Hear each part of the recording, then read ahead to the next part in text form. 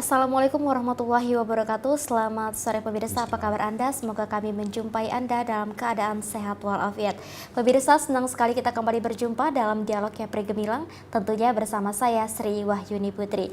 Dialog ini kami dedikasikan untuk kemajuan Provinsi Kepulauan Riau agar semakin gemilang, cemerlang, dan terbilang, serta tentunya bagi keutuhan Negara Kesatuan Republik Indonesia. Pemirsa TVRI Kepri dimanapun Anda berada, adapun tema dialog kita hari ini ialah persiapan menuju pemilu serentak 2024 di Kabupaten Bintan, yang mana kita ketahui bersama menjelang pemilihan umum serentak 2024 yang akan dilaksanakan tepatnya pada tanggal 14 Februari 2024 mendatang, yang mana hal ini menjadi sebuah sarana pelaksanaan kedaulatan rakyat negara Republik Indonesia. Bagaimana kemudian persiapan Kabupaten Bintan sendiri dalam hal pelaksanaan pemilu serentak yang akan berlangsung nantinya di Februari 2024? Sudah hadir narasumber kita untuk mengulas dan membahas tema kita hari ini, yaitu ada Bapak Haris Daulay SPI. Beliau merupakan Ketua Komisi Pemilihan Umum Kabupaten Bintan. Kita sapa terlebih dahulu. Halo, selamat sore Pak Haris. Selamat sore Mbak Yuni. Apa kabarnya Pak? Baik, alhamdulillah. Baik, alhamdulillah sehat ya Pak ya. Tentunya semakin semangat mengawali 2024 dan juga pemilu yang sebentar lagi akan dilaksanakan ini. Betul. Nah, kita hari ini akan berbincang Pak, membahas tema kita hari ini, yaitu persiapan menuju pemilu serentak 2024 di Kabupaten Bintan. Tentunya sebelum kita membahas mengenai bagaimana kemudian dari KPU sendiri dengan berbagai persiapan ya Pak ya, tentunya untuk mengawal ini pemilu kita agar semakin baik, semakin damai begitu. Kita boleh Pak membahas dulu, mengevaluasi nih pemilu di 2019, baru kita kemudian masuk bagaimana kemudian pemilu 2024 ini. Silakan Bapak. Baik, Mbak Yuni dan pemirsa TVRI Kepulauan Riau, bahwa memang saat ini tahapan pemilu itu sudah tinggal 1 bulan. 1 bulan. Lebih sekitar 3 hari lah, karena sekarang tanggal 11, pemilu kita itu di tanggal 14 Februari, maka kami menghitungnya sudah tinggal sebulan. Maka dengan kondisi demikian tentu kemudian kami harus mengebut dalam mempersiapkan kesiapan pemilu di 2024 di Kabupaten Bintan. Namun kemudian apa catatan-catatan yang terjadi di Kabupaten Bintan pada pemilu tahun 2019? Kebetulan memang kami ini termasuk komisioner yang masuk 2 periode. Maka Mbak Yuni kemudian pas menanyakan ini kepada kami, bahwa kami menjadi pelaku.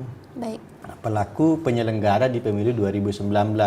Catatan-catatan kita di Kabupaten Bintan itu yang pertama bahwa dulu jumlah TPS kita itu di angka 428 TPS, 425 itu TPS reguler, kemudian 3 TPS itu adalah TPS khusus, TPS DPTB, pindah pilih, seingat kami 2 di lapas, kemudian 1 lagi di kawasan pariwisata Lagoy.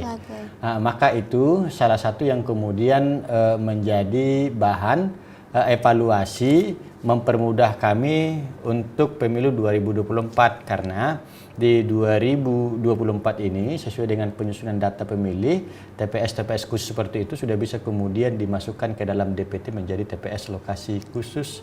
Saat ini jumlahnya ada 4. Kemudian yang kedua, catatan pengalaman kita di 2019 adalah kendala geografis. Kita di Kabupaten Bintan itu terdiri dari wilayah daratan dan sebagiannya itu wilayah pesisir. Kepulauan. Misal saat ini kita punya 1 dapil yang memang dapil tersebut itu ada di pulau-pulau. Bintan 2, dapil Bintan 2. Terdiri Kecamatan Tambelan, kemudian juga Kecamatan Mantang, dan Kecamatan Bintan Pesisir. Itu yang kemudian menjadi perhatian kami dalam aspek, misal sederhana saja, bahwa dalam penyusunan petugas kami di tingkat TPS itu juga kadang-kadang kami menghadapi kendala, karena kemudian pulau-pulau, ada pulau-pulau tertentu yang memang tidak ada warga masyarakat yang bersedia menjadi petugas KPPS. Maka kami harus impor, kalau bahasa kami ya, mengirimkan petugas dari pulau yang di sebelahnya, atau kemudian pulau daratan desa induknya ke TPS di pulau lain. Karena satu desa saja kadang-kalanya terdiri dari empat lokasi pulau, misal di Mantang, di Telang Kecil atau Telang Besar. Itu kemudian harus kita kita cari solusi-solusinya. Dulu 2019 seperti itu yang kemudian kita lakukan. Kemudian yang seterusnya, yang ketiga dari aspek distribusi logistik. Maka catatan kami dulu di 2019 bahwa ada kejadian kami mengalami pemilu susulan. Pemilu susulan yang kemudian ini berkenaan dengan ada 2 TPS yang terjadi pertukaran surat suara. Nah, itu juga harus kami sampaikan supaya kemudian kami sejak awal kemudian sudah melakukan mitigasi. Itu catatan yang harus kami juga ceritakan bahwa itu tidak boleh kembali terulang gitu. Tidak boleh kembali terulang. Surat suara Dapil 1 itu nyasar ke Dapil 2. Karena dulu mekanisme kita mengirimkan logistik itu, mekanismenya itu tidak dirakit atau tidak di packing dari kantor sebelum dikirim ke Tambelan. Tapi karena kemudian ada arahan mendadak bahwa itu harus di packing, kemudian ada kekeliruan kita dalam mengemas logistik yang ke Tambelan tersebut, yang kemudian itu terjadi. Yang seterusnya kita juga punya catatan berkenaan dengan ada di Kabupaten Bintan itu bahwa daerah kita itu daerah industri dan juga daerah pariwisata. Juga kemudian ada banyak pekerja-pekerja sektor informal yang kemudian juga mereka ketika hari H pemilu itu ingin mencoblos. Nah, ini juga kemudian jadi potensi masalah bahwa mereka ketika hari H itu memaksa mencoblos dengan menggunakan KTP. Padahal KTP-nya itu bukan KTP Bintan. Nah, yang seperti ini juga kemudian terjadi di kami sehingga terjadi pemungutan suara ulang PSU di Kabupaten Bintan. Maka 4 catatan ini menjadi bahagian yang menjadi atensi kami untuk kemudian kami perhatikan betul, kami persiapkan betul, jangan sampai kemudian terulang di pemilu 2024. Kira-kira begitu Mbak Yuni. Baik, artinya cukup banyak catatan ya Pak ya, yang memang harus dievaluasi kembali untuk 2024 ini agar memang beberapa catatan-catatan tersebut dapat berkurang begitu atau bahkan tidak terjadi kembali begitu. Nah, mengenai ini Pak, mengenai persiapan yang seperti yang Bapak sampaikan tadi yang hampir kurang lebih selama 1 bulan lagi ya Pak ya. 1 bulan lagi akan melaksanakan pemilu serentak 2024. Ini dari Kabupaten Bintan sendiri bagaimana persiapannya Pak? Sudah berapa persen? Secara umum kami sudah melakukan koordinasi dengan Pak Bupati. Kami berkoordinasi menyampaikan progres kesiapan pelaksanaan pemilu 2024 di Kabupaten Bintan. Kami sampaikan kepada Pak Bupati bahwa progres persiapan pelaksanaan pemilu ini di angka 75%. Maka sisanya apa? Sisanya sekitar 25% ini menunggu berkenaan dengan tahapan persiapan pendistribusian dan penetapan petugas KPPS di TPS. Nah, itu sisa yang kemudian kami sudah sampaikan ke Pak Bupati, Mbak Yuni dan pemirsa TVRI Kepri bahwa pemilu ini akan bisa dilaksanakan setidaknya dengan 4 indikator. Yang pertama harus ada penyelenggaranya. Penyelenggara ini dimulai dari KPU secara berjenjang. Kemudian ada petugas di tingkat kecamatan, petugas di tingkat desa, dan juga kemudian petugas di tingkat TPS. Maka ini kami sudah punya. Kami sudah punya, dan kemudian khusus untuk KPPS baru akan dilantik nanti sekitar 25 Januari. Saat ini yang kemudian perlu kami persiapkan adalah persiapan administrasi. Misalnya dokumen mereka itu harus diunggah atau diupload, diinput di sistem namanya sistem SIAKBA. Sistem Informasi Anggota KPU dan Badan Ad Hoc. Nah, ini sistem yang dibentuk oleh KPU dalam memudahkan KPU mengelola data penyelenggara. Sifatnya ad hoc itu kan sementara, Mbak. Dia dibentuk ketika kemudian ada tahapan, kemudian dibubarkan sesudah kemudian tahapan itu selesai. Maka dalam mempermudah pengelolaan, maka dibentuklah SIAKBA. 2019 ini tidak ada. Jadi kemudian kita tidak repot mengurusi administrasi KPPS yang begitu banyak ini, 3.472. Maka ini salah satu tantangan kami di 2024. Itu satu. Maka kami sampaikan bahwa penyelenggara sudah dalam posisi, sudah kemudian tinggal dilantik yang di tingkat TPS. Kemudian yang keduanya apa? Yang keduanya dia harus ada pemilih. Nah, kita sudah menetapkan DPT di Kabupaten Bintan sejak tanggal 21 Juni 2023 sebanyak 123.355 pemilih yang tersebar di 496 TPS se-Kabupaten Bintan. Nah, maka sudah ada pemilihnya. Mereka inilah yang nanti yang kemudian memilih, menyampaikan suaranya untuk memilih calon-calon pemimpin. Calon-calon pemimpin di tingkat legislatif maupun kemudian di tingkat eksekutif, presiden, wakil presiden. Mereka lah yang kemudian berdaulat untuk memilih pemimpin di 5 tahun mendatang. Maka pemilihnya sudah ada. Tinggal lagi kemudian apakah ini sudah tuntas? Belum. Bahwa pemilu itu sendiri dia sifatnya dinamis. Ada pergerakan-pergerakan. Sejak Juni misal, Mbak Yuni, 2023 sampai dengan sekarang itu kan kemudian berkesan sudah sekitar 6 bulan. Betul. Maka dimungkinkan ada orang yang melakukan pindah domisili. Dimungkinkan ada orang yang kemudian meninggal. Dimungkinkan ada orang yang kemudian dia diterima menjadi TNI Polri. Nah, dalam mengelola seperti itu juga kemudian KPU sudah menindaklanjutin pemeliharaan DPT itu sendiri. Misal kami sudah 3 tahap melakukan yang namanya verifikasi faktual data yang diturunkan oleh KPU RI kepada KPU Kabupaten Kota untuk difaktualkan. Data apa saja? Data orang meninggal. Betul. Yang turun dari Kemendagri yang udah terbit akta kematiannya. Kemudian juga data yang masyarakat sudah diterima menjadi TNI Polri.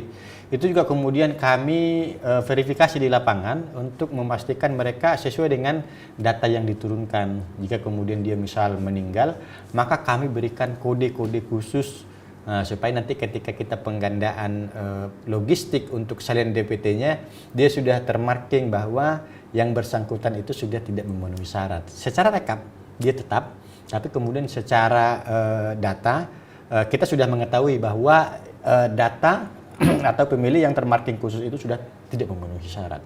Baik. Nah, jadi itu kaitan dengan komponen kedua. Komponen ketiganya apa? Peserta. Bahwa kita sama-sama tahu, misal peserta pemilu di Kabupaten Bintan itu ada sekitar 15 partai politik yang kemudian mengajukan calon legislatif. Mbak Yuni, dalam pemilu ini undang-undang mengenal bahwa peserta pemilu itu ada 3. Yang pertama pasangan calon presiden dan wakil presiden, yang kedua partai politik, yang ketiga perseorangan DPD.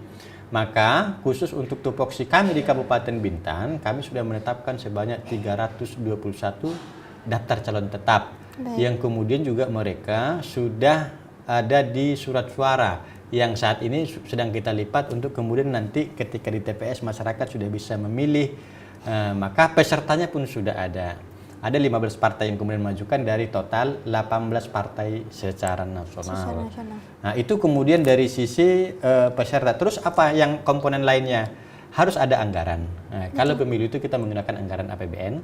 Kemudian yang kelima adalah norma hukum, aturan, baik itu kemudian undang-undang, PKPU diupdate sesuai dengan tahapannya, kemudian keputusan yang mengatur pedoman teknis maupun kemudian juknisnya, dan surat-surat dinas yang kemudian itu menjadi bagian penting panduan penyelenggara untuk menyelenggarakan pemilu itu sendiri. Jadi 5 komponen ini Mbak Yuni yang kemudian menjadi bagian penting bahwa pemilu itu bisa dilaksanakan, termasuk dari unsur penyelenggara tadi teman-teman Bawaslu secara berjenjang dengan sampai ke pengawas TPS. Baik, nah ini salah satunya ialah mengenai anggaran ini Pak. Nah Ya. ini ke anggaran sendiri apakah ada kenaikan atau penurunan dari tahun 2019 ke 2024 ini? Ya, secara signifikan dia ada kenaikan. Kenapa demikian? Memang dari sisi aturan yang mengatur besaran honorarium KPPS misal, sederhana. KPPS bahwa dulu ketika kemudian kita berpemilu di 2019 itu honornya itu kan kemudian tidak begitu banyak ya, sehingga kami itu di bawah 1 juta. Tapi sekarang untuk ketua KPPS sendiri misal itu di angka 1,3, anggota PPS misal kemudian itu di angka seingat kami 1,1. Dan kemudian Linmas dulu di angka 400 ketika 2019, sekarang udah 700.000 rupiah honornya. Maka ini juga menjadi bahagian yang secara nominal sudah pasti dia akan naik. Termasuk kemudian honorarium kita di tingkat PPK, kemudian PPS juga kemudian mengalami kenaikan. Jadi memang secara nominal anggaran kita untuk berpemilu ini memang dia meningkat drastis.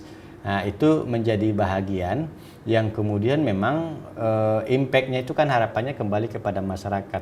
Masyarakat ikut terlibat menyelenggarakan, namun kemudian di sisi ekonomi dia juga terbantu.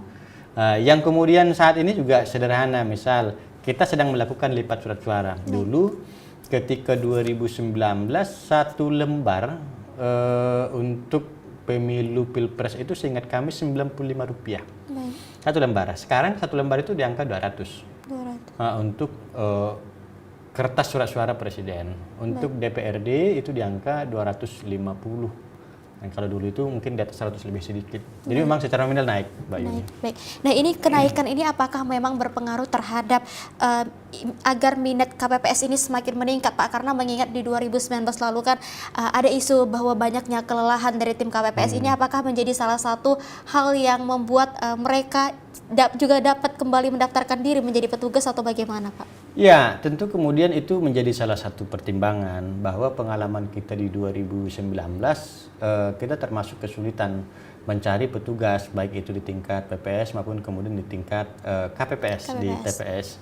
Salah satu pertimbangannya adalah bahwa yang pertama dianggap bahwa pemilu ini kurang menarik, kurang menarik untuk kemudian ikut terjun langsung menyelenggarakan. Yang kedua, dari sisi honorarium pun kemudian tidak memberikan dampak yang signifikan.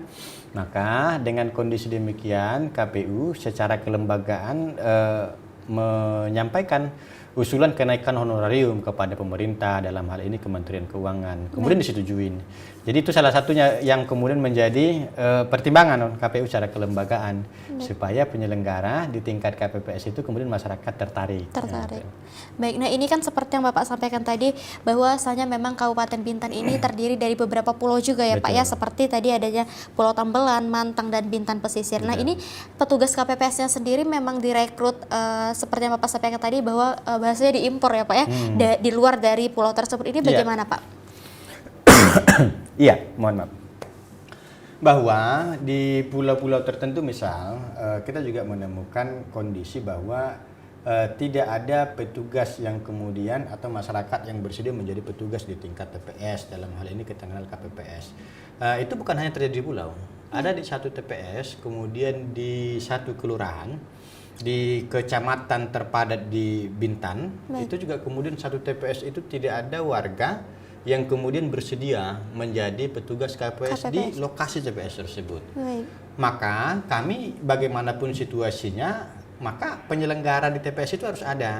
Apapun situasinya. Karena tadi kita sudah sampaikan bahwa pemilu di tingkat TPS misal, dia harus ada Mbak penyelenggaranya, harus ada KPPS-nya, harus ada pengawas TPS-nya, harus ada pemilih dan kemudian saksi-saksi dari perwakilan peserta pemilu. Maka kalau kemudian di lokasi tersebut memang tidak ada, termasuk yang di pulau, maka kemudian kita harus cari petugas yang bersedia untuk ditugaskan di TPS tersebut, dengan catatan jangan sampai kemudian warga di lokasi TPS tersebut kemudian menolak gitu. Kami kemudian secara mekanisme itu memungkinkan, Mbak Yuni, secara mekanisme memungkinkan dikirim dia ke TPS yang tidak ada petugasnya, kemudian nanti kita lindungi, kita pindahkan hak pilihnya di TPS tersebut. Nah, itu yang kemudian kita lakukan di satu TPS tersebut. Itu terjadi. Itu terjadi di 2024 juga. Baik, bagaimanapun caranya harus ada petugas ya, Pak ya, karena itu menjadi salah satu bagian dari penyelenggaraan pemilu yang akan berlangsung nantinya. Begitu. Nah, seperti yang Bapak sampaikan juga bahwasanya memang dari DPT sendiri saat ini memang sudah cukup begitu ya, Pak ya. Nah, ini apakah nantinya masyarakat sampai saat ini, Pak, masih bisa melakukan pindah pilih begitu? Karena kan memang ada mungkin masyarakat yang datang ke Kabupaten Bintan H-1 atau H-7 menjelang pemilu ini, bagaimana? Apakah masih bisa mereka untuk menggunakan hak suaranya, Bapak? Betul, sesuai ketentuan masih memungkinkan dalam kondisi reguler, misal 9 kategori, itu masih bisa dilakukan sampai 15 Januari. 15 Januari. Sekarang tinggal 4 hari. Tinggal 4 hari. 15 sekarang tanggal 11. Kami dalam menggunakan ataupun kemudian memanfaatkan sisa waktu ini, kemudian terus melakukan koordinasi kepada pihak-pihak yang berpotensi bahwa di lingkungan tersebut ada pemilih yang kemudian harus kita bantu fasilitasi pindah pilih. Jadi kita manfaatkan Mbak Yuni waktu-waktu ini untuk kemudian melakukan koordinasi. Contohnya di mana konkretnya? Kami sudah kemudian melakukan koordinasi ke instansi vertikal, misal kami juga datang ke Kejaksaan menjumpai Pak Kepala Kejaksaan Negeri supaya memastikan bahwa jajarannya juga kemudian terlindungi hak pilihnya. Betul. Itu juga sudah kemudian kita lanjutin, tinggal lagi nanti kemudian sharing data. Kita sudah tunjuk operator dan mereka juga kemudian sudah tunjuk operator untuk kemudian mengkoordinasikan data-data yang harus kita fasilitasi pindah pilih. Kemudian yang kedua, kami juga kemudian juga melakukan updating ke lapas. Ada 4 TPS lokasi khusus di lapas, baik itu lapas narkotika 2 TPS, kemudian juga lapas umum 2 TPS. Maka totalnya 4. Bahwa di lapas ini juga kemudian sifatnya itu dinamis. Kadang-kalanya ada yang baru masuk, kemudian kadang-kalanya di sisi lain juga ada yang keluar. Maka kami updating supaya apa? Supaya kemudian nanti kita bisa memetakan kondisi real jumlah pemilih di lapas. Walaupun kemudian mereka pemilih lokasi khusus, tapi yaitu tadi pemetaan-pemetaan berapa jumlah surat suara yang mereka terima, jenisnya apa saja, itu juga kemudian kami harus lakukan mitigasi sedini mungkin. Selain itu, kami juga kemudian menyasar daerah industri. Semalam kami membuka posko setelah kemudian melakukan koordinasi dan sosialisasi di saat-saat sebelumnya. Semalam kami buka posko, itu sampai jam 5. Ada sekitar 170-an yang kemudian kami fasilitasi karyawan industri di PT BIE Lobam dari beberapa perusahaan yang ada di kawasan, mengurus pindah pilih juga. Mengurus pindah pilih dan sekalian sebagian itu kita perhatikan juga bawa keluarga, istri untuk kemudian juga diurus pindah pilih. Enggak masalah. Kami dalam prinsip penyelenggaraan kita itu ada yang namanya konsep pelayanan kepada 2 pihak.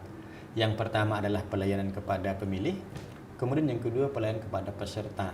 Maka dalam hal mengurusi, melindungi hak pilih dari pemilih, maka kami betul-betul harus hadir. Harus hadir sepanjang kemudian memang ada informasi bahwa ada potensi pindah pilih di situ. Hari ini kami buka posko di Lagoy untuk sektor kawasan pariwisata. Itu juga kemudian dalam hal menjangkau pemilih-pemilih yang kemudian dia punya kendala datang ke kantor KPU Bintan, kita yang turun langsung. Itu bagian dari pelayanan kita kepada pemilih supaya mereka juga kemudian ya tidak hilang hak pilihnya. Mbak Yuni, pindah pilih itu sebagaimana jadwal tadi kami sampaikan batas akhir itu 15 Januari itu untuk kondisi reguler. Tapi masyarakat juga harus tahu bahwa ketika dia bukan KTP Bintan dan berdomisili di Bintan, maka untuk pemilu dia harus melalui mekanisme pindah pilih. Itu yang terjadi di 2019. Ada kelompok-kelompok masyarakat yang kemudian termakan isu bahwa setiap orang yang pegang KTP elektronik dia berhak milih di mana saja. Tidak. Konsepnya tidak demikian. Betul, kita lindungi hak pilihnya. Buktinya kita turun mencari atau kemudian melayani potensi pindah pilih tadi itu. Sepanjang dia terdaftar di DPT, maka bisa kita tarik datanya. Bapak mau mencoblos di mana, misal di tempat tinggalnya kah, di tempat lokasi perusahaannya kah, dan lain-lain. Sepanjang kemudian ada lokasi TPS di situ, kita pindahkan. Nah, itu yang kemudian di 2019 terjadi keributan di TPS, termasuk yang PSU itu karena kemudian ribut. Nah, KPPS kita yang kemudian mungkin secara mekanisme belum siap, kemudian jadinya terbawa. Kemudian orang itu masuk ke TPS, kemudian dia gunakan hak pilihnya, akhirnya PSU. Nah, kami dalam mengantisipasi itu sudah melakukan mitigasi sejak awal, di mana pimpinan perusahaan yang ada di Kabupaten Bintan sebelum kemudian closing penetapan DPT di tanggal 21 Juni kami bersurat, Mbak Yuni. Tujuan suratnya apa? Meminta pimpinan perusahaan di Kabupaten Bintan untuk menghimbau karyawan supaya dia memastikan dia terdaftar atau tidak. Bukan hanya di Bintan, tapi secara sistem dia bisa mengecek datanya sudah terdaftar belum di kampung halamannya misal. Kalau dia belum terdaftar, maka dia bisa sekaligus membuat laporan pengaduan di sistem tersebut. Sehingga KPU di daerahnya sesuai dengan KTP-nya itu bisa mendaftarkan. Sampai situ dia aman, karena sepanjang dia terdata di DPT, maka bisa kita pindah pilihkan gitu. Syarat mutlaknya itu dia harus terdaftar di DPT. Baik. Syarat mutlaknya. Itu syarat mutlak memang untuk mencoblos ataupun ikut dalam pemilu nanti begitu ya Ikut Pak ya. dalam pemilu Dan ini juga 2024. terjadi batas akhir dari pendaftaran pindah pilih ini di 15 Januari ini 15 untuk Januari, reguler. kondisi begitu. reguler. Kondisi Kondisi reguler. khususnya ada lagi. Ada lagi. Di Baik, tapi akan kita bahas usai jeda berikut ini Bapak. Iya. Baik pemirsa, usai jeda kami akan kembali, tetaplah bersama kami di Dialog Kepri Gemilang.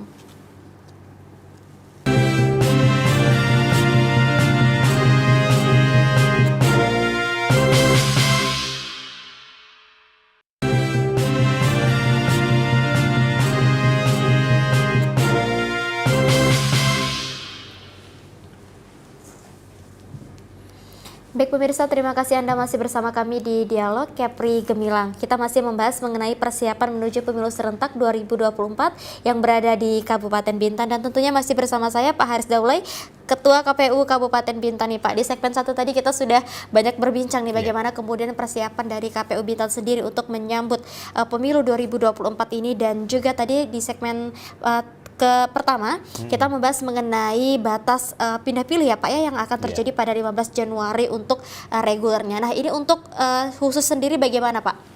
Ya, betul. Memang ada 9 kondisi yang kemudian memang sesuai dengan peraturan KPU nomor 7 tahun 2022 bahwa batas akhir pindah memilih itu di undang-undang disebutkan 30 hari Mbak Yuni. Baik. Undang-undang. Bahwa dalam kondisi pengalaman 2019 sesudah 30 hari, 15 itu 30 hari menjelang hari pemungutan suara. Maka dimungkinkan ada warga yang dalam kondisinya bukan atas kehendaknya, kemudian dia tiba-tiba dari tempat pekerjaannya terbit surat tugas. Surat tugas. Dia dikirim ke daerah lain yang bukan TPS tempat di mana dia terdata. Itu di atas 30 hari menjelang pemungutan. Kemudian di sisi lain ada juga warga yang kemudian bukan kehendaknya dia sakit gitu. Baik. Dia harus masuk rumah sakit, Betul juga kemudian dalam kondisi bermasalah dengan hukum, tiba-tiba kemudian dia diadili, hak terbukti dan masuk kemudian ke rumah tahanan lembaga permasyarakatan. Maka yang demikian termasuk bencana alam. Baik. Mahkamah Konstitusi melihat bahwa itu ruang yang kemudian harus diakomodir. Maka kemudian 4 kondisi itu masih kemudian berlaku sampai dengan H-7. H-7 sebelum kemudian kita pemungutan suara. Sampai kapan? Sampai dengan 7 Februari 2024. Maka 4 kondisi itu boleh Mbak Yuni sampai dengan H-7 7 Februari. Tentu kemudian dengan syarat-syarat tadi. Dia harus terdaftar di DPT asalnya, kemudian melampirkan dokumen KKKTP dan juga kemudian surat pendukung. Kondisi apa yang kemudian menyebabkan dia pindah pilih. Kira-kira begitu Mbak. Baik, ini kan H-7 ya Pak ya untuk 4 kondisi tertentu ini. Nah ini bagaimana dengan surat tugas yang baru terbit H-1 menjelang pemilu ini bagaimana? Apakah juga bisa masuk di dalam kondisi khusus itu Pak? Tadi kan seperti yang Bapak sampaikan bahwa ini berlaku H-7 begitu. Itu bagaimana? Iya, prinsip kami dalam menyelenggarakan pemilu ini tentu kemudian mengacu kepada ketentuan, baik itu yang ada di undang-undang, kemudian peraturan KPU maupun kemudian pedoman teknis, termasuk kemudian surat dinas, bahwa tidak satu pun kemudian ada ketentuan yang memperbolehkan H-1 terbit surat tugas dia kemudian tetap difasilitasi untuk memindah pilih di lokasi dia bertugas di bawah H-7 tadi menjelang hari coblosan. Maka KPU harus mengantisipasi, kami harus mengantisipasi, berkoordinasi dengan pihak-pihak yang dimungkinkan bahwa masih ada pergerakan-pergerakan menjelang pemilu. Betul. Misal lapas itu Mbak Yuni, lapas kami di Kabupaten Bintan yang ada di Desa Gunung Kijang, Kecamatan Gunung Kijang, itu lapas yang sifatnya itu adalah limpahan. Bahwa ada warga binaan yang kemudian dikirim dari Batam, dikirim dari Karimun, dikirim dari Rutan Tanjung Pinang, ditempatkan di lapas 18. Maka kami juga kemudian dalam memastikan bahwa logistik itu diatur, Mbak Yuni. Ketentuan berapa surat suara yang boleh kita kirim ke TPS. Sejumlah DPT plus 2%. 2%. 2%. Baik. Maka kalau kemudian misal ini sederhana, lapas itu kemudian tidak kita koordinasikan bahwa logistik itu juga sifatnya terbatas, maka boleh jadi setiap hari ada yang masuk sampai kemudian hari pencoblosan. Betul. Maka dalam memitigasi yang demikian, kami harus sampaikan berkoordinasi, Pak, bahwa logistik yang akan turun itu terbatas. Makanya kemarin kami dapat informasi bahwa secara kebijakan juga di lembaga permasyarakatan di 15 Januari itu juga mereka akan cut off. Tidak akan melimpahkan lagi, mengirimkan lagi warga binaan dari tempat lain. Yang terus terang kami pun kemudian sudah kewalahan karena baru-baru ini ada limpahan yang luar biasa banyak. Yang ketika kami petakan ini sudah melebihi logistik penetapan DPT di 21 Juni lalu. Tapi kami harus berkoordinasi dengan KPU Provinsi, berkonsultasi untuk menyampaikan kondisi-kondisi demikian supaya bisa dimitigasi lebih awal. Misal nanti pada hari H surat suara mana yang mau diambil. Itu juga kemudian sudah kita lakukan, Mbak Yuni, untuk mitigasi di hari H nanti walaupun ada lapas yang kemudian jumlahnya itu melampaui jumlah surat suara, tapi kemudian sudah kita mitigasi. Surat suara mana yang kemudian memungkinkan bergeser. Tentu harus ada payung hukumnya juga, sebagaimana pengalaman 2019. Itu terjadi. Ada pergeseran-pergeseran suara dari TPS tertentu ke TPS yang kemudian padat pemilihnya. Baik, artinya ini untuk kelebihan logistiknya akan terdapat 2% ya Pak ya dari jumlah logistik yang dikirimkan di suatu lokasi tersebut begitu. Itu untuk meminimalisir nantinya mungkin kemungkinan akan ada pemilih baru begitu. Ya, di undang-undang disebutkan bahwa logistik surat suara misal itu dicetak dan dikirim ke TPS itu sebanyak DPT ditambah 2%. Ditambah 2%. Semisal di lapas narkotika itu DPT-nya, dia lapas itu TPS lokasi khusus, Mbak Yuni. Dia kodenya itu kode khusus 901, maka itu TPS 1, 902, 903, 904. Jadi ada kode 9 di depannya. Tidak seperti TPS reguler 1, TPS 2. Nah, ini ada pengkodean. Baik. Nah, maka kaitan dengan yang tadi itu juga menjadi bahagian ketika misal di DPT ditetapkan 204 DPT-nya. Karena kita koordinasi pada saat itu sekitar segitu warga binaan yang punya dokumen yang bisa kita data. Nah, bisa kita data, ada dokumen pendukungnya. Maka 2%-nya itu dihitung dari 204. 204, maka itu di angka 2%, maka di sekitar 4 surat suara lebih. Baik. Lebih. Kalau dalam konsep reguler sebenarnya itu surat suara yang digunakan ketika ada warga yang tidak terdaftar DPK, dia datang menggunakan KTP warga tempatan. Itulah yang diperuntukkan ke situ. Ataupun semisal dalam kondisi ketika pemilih membuka surat suara di bilik, dia rusak. Ya kan? Anggaplah kemudian sobek. Baik. Dia juga kemudian berhak untuk mengganti surat suara tersebut supaya mendapat surat suara yang bagus kepada ketua KPPS. Maka kadang-kalanya itulah peruntukan yang 2% sebagaimana yang diatur oleh undang-undang. Baik, artinya untuk syaratnya ini masih bisa berlaku untuk masyarakat yang membawa KTP elektronik ya Pak ya, atau KTP aslinya ke TPS tempat pemungutan suara nantinya. Ya, betul. Semisal ada masyarakat, kami juga menghimbau Mbak Yuni bahwa KPU dalam melakukan publikasi data pemilih itu bisa kemudian dicek, sangat aksesibel. Masyarakat itu bisa kemudian mengecek secara manual. Jika misal dia dekat dengan kantor desa, kelurahan, cek di papan pengumuman desa kelurahan itu ada tuh ditempel. Nah, TPS sekian namanya terpampang di situ. Tapi kalau kemudian kita tidak dekat dengan kantor desa kelurahan ataupun kemudian kita rebahan saja di rumah, ini kaum rebahan ini juga KPU memfasilitasi itu. Silahkan dicek, cek dptonline.kpu.go.id, masukkan kemudian nomor NIK-nya, ketemu di TPS berapa, desa kelurahan mana, bahkan titik koordinat TPS-nya pun kemudian ada di situ, Mbak Yuni. Baik. Nah, itu yang kemudian menjadi wadah yang disiapkan oleh KPU. Sekarang persoalannya adalah apakah masyarakat mengecek itu? Betul. Apakah kemudian masyarakat punya tanggung jawab memastikan dirinya terdaftar? kita itu mengurus DPT itu Mbak Yuni itu luar biasa. Betul. Menjaga hak pilih setiap orang. Nah, tapi kalau kemudian persoalannya adalah sudah kita lindungi, namun kemudian juga ada masyarakat yang tidak peduli. Ini kan persoalannya bukan di penyelenggara lagi. Gitu. Sudah kemudian kepada tanggung jawab kesadaran masyarakat untuk peduli bahwa pemilu ini salah satu jalan yang kemudian dipilih oleh bangsa kita ini, masyarakat berdaulat memilih kembali pemimpin atau melanjutkan kembali pemimpin. Inilah momennya ketika pemilu 5 tahun sekali. Betul. Maka itu yang kemudian harus kami sampaikan kepada masyarakat, gunakan ini sebaik-baiknya. Kami sudah data, Bapak Ibu, gunakan sebaik-baiknya dengan bertanggung jawab. Bahwa pemimpin yang akan kita pilih itu adalah pemimpin yang mengurusi hajat hidup kita yang banyak ini gitu. Betul. Kira-kira begitu Mbak. Maka kalau sesudah kemudian dicek di dua hal itu kemudian dia nggak ketemu namanya gitu. Pengecekan itu pun kemudian sudah 2019 tidak urutan abjad Mbak Yuni, tapi urutan by nomor kakak dikelompokkan satu kakak sekian. Tapi sekarang sudah by abjad, maka sangat gampang. Misal Sri Wahyuni Putri, maka kita tinggal cari yang huruf S, akan sangat gampang ditemukan. Ataupun kemudian dicek DPT online, kita masukkan NIK, kemudian juga katanya tidak ketemu. Maka ini dugaannya tidak terdaftar.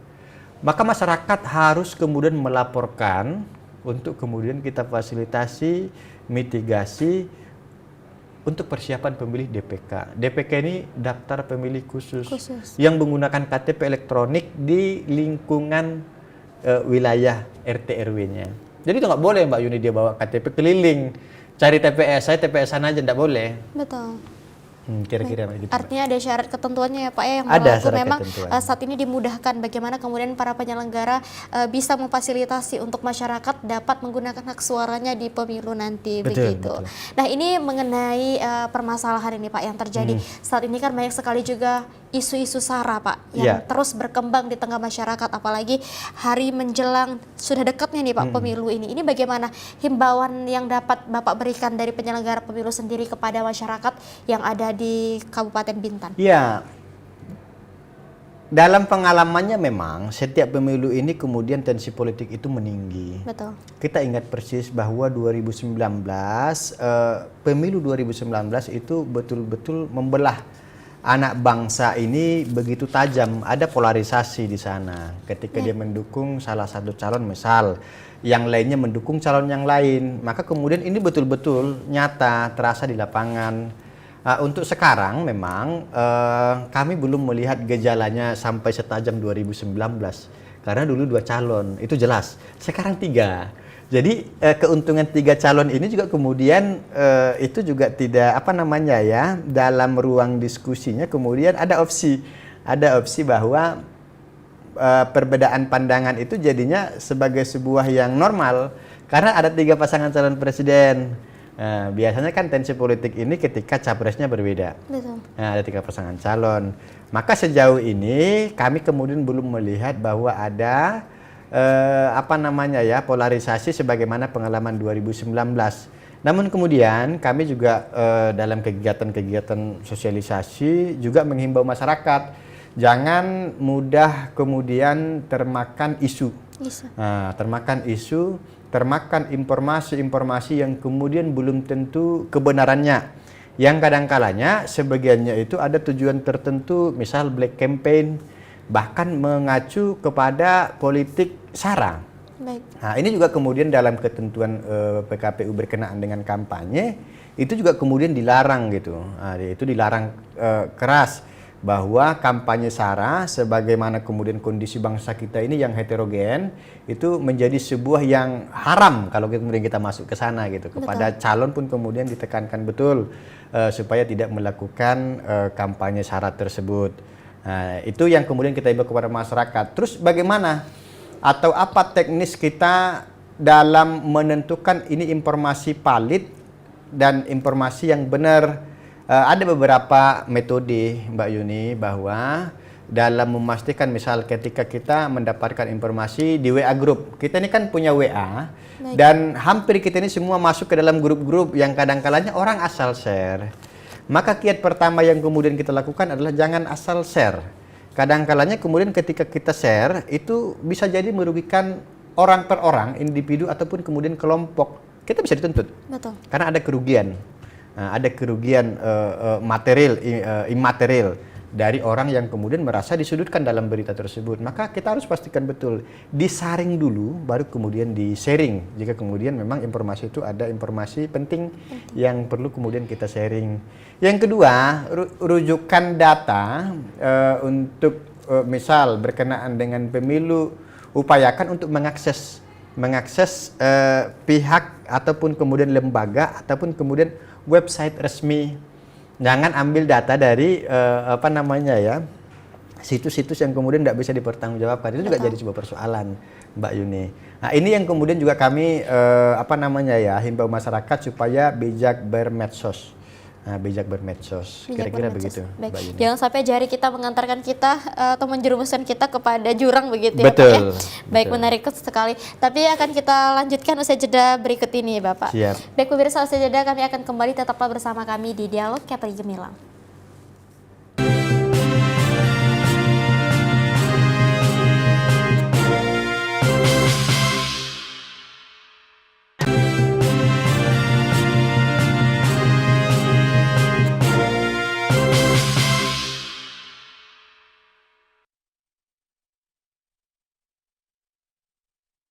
Di segmen terakhir ini kita masih membahas tema kita hari ini, yaitu persiapan menuju pemilu serentak 2024 di Kabupaten Bintan. Nah, di segmen terakhir ini Pak Haris, saya tidak banyak bertanya nih, tetapi lebih kepada bagaimana nih dari KPU sendiri untuk menekan angka golput, karena kan mungkin banyak dari masyarakat sendiri tidak mau memilih kembali karena kecewa dengan pimpinan yang mereka pilih sebelumnya karena tidak sesuai dengan ekspektasi, janjinya tidak terpenuhi. Itu bagaimana dari KPU sendiri mensiasati hal tersebut? Baik, Mbak Yuni, untuk pemilu 2024 ini masa kampanye ini tinggal sekitar 1 bulan. Sampai nanti 10 Februari. Dalam masa kampanye yang kemudian sudah dibuka sejak 28 November kemarin, kita itu mendapat informasi-informasi dari masyarakat bahwa kampanye di lapangan itu banyak berkurang gitu, tidak seperti pengalaman 2019. Maka ini juga kemudian harus dikaji apa gejala, kenapa kemudian sebagian banyak peserta pemilu ini tidak melakukan kampanye.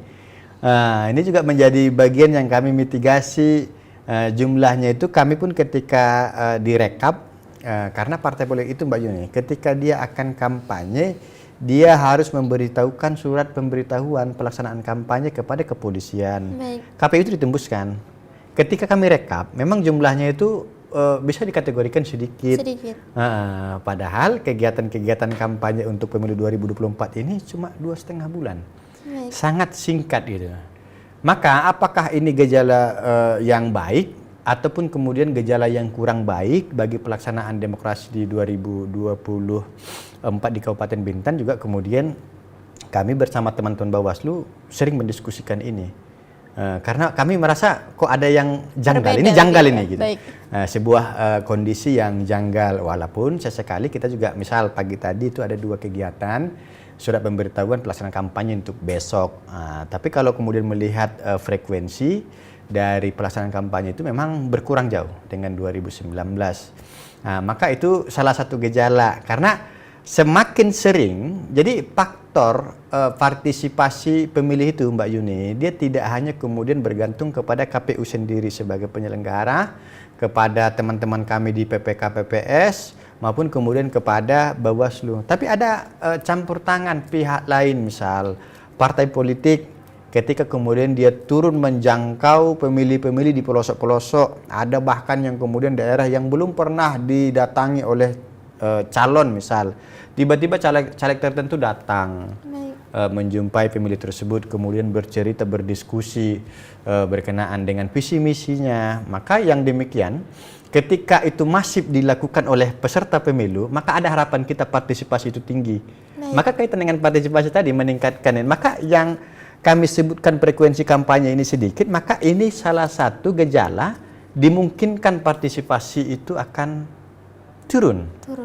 Tapi kan itu bukan faktor mutlak, ada faktor lain yang kemudian juga dari sisi KPU kami memastikan betul bahwa kegiatan-kegiatan sosialisasi juga kemudian bisa dilakukan dengan masif.